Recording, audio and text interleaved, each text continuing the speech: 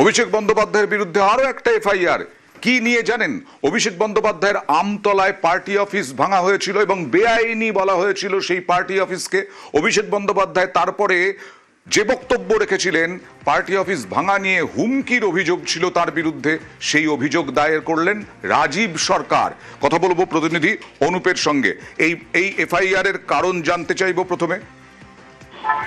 অভিষেক বন্দ্যোপাধ্যায় তার বিরুদ্ধে নতুন একটি এফআইআর রুজু করা হলো পুলিশের পক্ষ থেকে। কারণ রাজীব সরকার তিনি কিন্তু লিখিত একটি অভিযোগ দায়ের করেন যে অভিষেক বন্দ্যোপাধ্যায় যে আমডাঙ্গার যে অফিস যখন ভাঙা হচ্ছিল, বেআইনি বলে দাবি করা হচ্ছিল, সেই সময় সেটা নিয়ে কিন্তু নতুন করে যখন দেখা যায় অভিষেক বন্দ্যোপাধ্যায় সাংবাদিক সম্মেলন করেন, সেখানে কিন্তু হুমকি দেয় বলে এমনটা অভিযোগ যে একটি নির্বাচনে যখন তারা ক্ষমতায় আসলে তার মৃত্যু না হলে কিন্তু একেবারে পাল্টা যে ঘটনা ঘটছে তার কিন্তু সে উল্টো প্রতিক্রিয়া হবে, এমনটা মন্তব্য করে। এর পরবর্তী ক্ষেত্রেই দেখা যায় মনে করা তিনি মনে করছেন যে অভিষেক বন্দ্যোপাধ্যায় যে মন্তব্য করছেন সেটা হুমকি এবং উস্কানিমূলক। তার পরবর্তী ক্ষেত্রে বিধাননগর সাইবার ক্রাইম থানায় লিখিত অভিযোগ দায়ের করে পরে পুলিশের পক্ষ থেকে অভিষেক বন্দ্যোপাধ্যায়ের নামে নতুন করে এফআইআর করা হয়েছে, যা ধারা অনুযায়ী বিএনএস অ্যাক্টে 192 বিভিন্ন সম্প্রদায় গোষ্ঠীর মধ্যে শত্রুতা বিদ্বেষ ছড়ানো, যা উস্কানি দেওয়ার অভিযোগ, এবং 196 জাতীয় ঐক্য সংহতি সহ একাধিক ধারায় অভিষেক বন্দ্যোপাধ্যায় তার বিরুদ্ধে মামলা রুজু করা হয়েছে।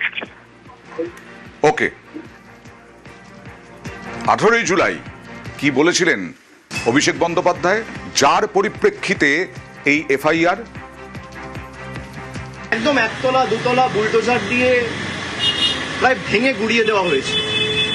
গেরুয়া ভেট্টি মাথায় বেঁধে, গেরুয়া উত্তরীয় পরে, মুখ ঢেকে সেই পার্টি অফিসে ঢুকে তাণ্ডব লীলা চালিয়েছে। এই সব ভিডিও আমাদের কাছে রয়েছে।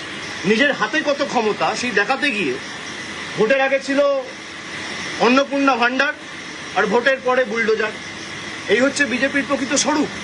কিনে অফিস বানানো হয়েছে, তার প্ল্যান রয়েছে, বৈধ নথি রয়েছে, সব হাইকোর্টে আমরা জমা দেবো। প্রত্যেক ক্রিয়া সমান এবং বিপরীত প্রতিক্রিয়া আছে, এটা বিজেপির নেতারা যেন ভুলে না যায়।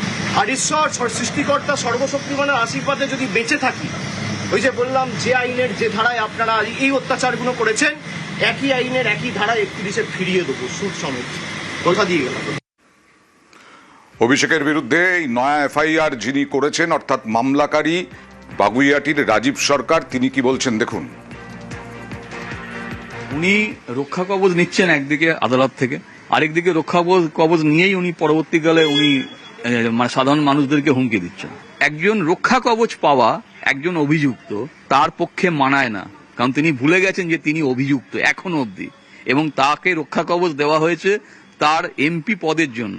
সেটা উনি বিজেপি কর্মীদের উদ্দেশ্যে বলেছেন, কিন্তু প্রচ্ছন্ন হুমকি আমাদেরও আছে, কারণ আমি ফার্স্ট মামলাটা করেছিলাম। তো আমি আমার একজন পিটিশনার হিসেবে আমি তো আমার নিজের নিরাপত্তা চাইবই। যদিও আমরা ভবিষ্যতে মদন মিত্রকে আমরা এই কেসে সাক্ষী করার জন্য আবেদন করব।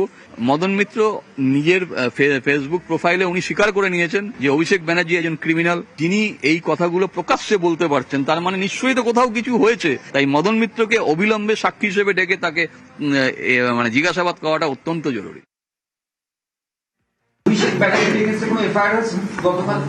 এটা কালকে একটা সাইবার পুলিশ স্টেশনে একটা এফআইআর হয়েছে।